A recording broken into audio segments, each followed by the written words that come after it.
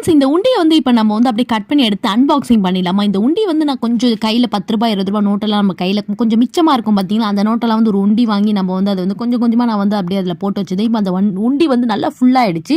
இப்போ அதை தான் நம்ம வந்து கட் பண்ணி எடுத்துகிட்டு இருக்கோம். அதை வந்து கட் பண்ணவே முடியல. நானும் கட் பண்ணுறேன், குத்தி பார்க்குறேன். நான் வந்து என்ன பண்ணிட்டேன், ரொம்ப ஸ்ட்ராங்கான உண்டி வாங்கிட்டேன் போல. அதனால எனக்கு கட் பண்ணுறதுக்கு ரொம்ப கஷ்டமாக இருந்தது. நீங்கள் உண்டியிலலாம் காசு வாங்கி போட்டு சேர்த்து வைக்கணும் அப்படின்னு நினச்சினா கொஞ்சம் இந்த டேங்க் உண்டி மாதிரி வாங்குங்க. அதுதான் கொஞ்சம் கட் பண்ணி எடுக்கிறதுக்கு நமக்கு கொஞ்சம் ஈஸியாக இருக்கும்.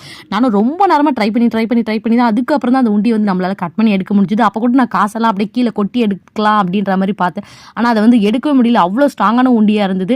சரி, பொம்மை உண்டியாக பார்க்க அழகாக இருக்கேன்னு வாங்கினது ஒரு தப்பாக போச்சுன்ற மாதிரி தான் இருந்தது. அப்புறம் அந்த காசை வந்து நானே கையிலேயே எடுக்க ஆரம்பிச்சிட்டேன். நிறைய ₹20 நோட்டு தான் போட்டிருக்கேன் போல். அதுக்கப்புறம் அதில் இருக்க எல்லா காசுமே நம்ம வந்து எடுத்தாச்சு. நம்ம கொஞ்சம் கொஞ்சமாக அந்த காசு போட்டிருப்போம். இப்போ அந்த காசை ஃபுல்லாக சேர்ந்து எடுத்து பார்க்கறதுக்கு ரொம்ப சந்தோஷமாக இருந்தது. ஸோ இதில் எவ்வளோ இருக்கும் அப்படின்றது நீங்களே கமெண்ட்ஸ் ஒரு கெஸ்ட்டாக ஷேர் பண்ணுங்கள். நீங்கள் ஃபுல் வீடியோ பார்க்குறீங்கன்னா நான் லிங்க் கொடுக்குறேன், செக் பண்ணி பாருங்கள். Thank you so much. பாய்.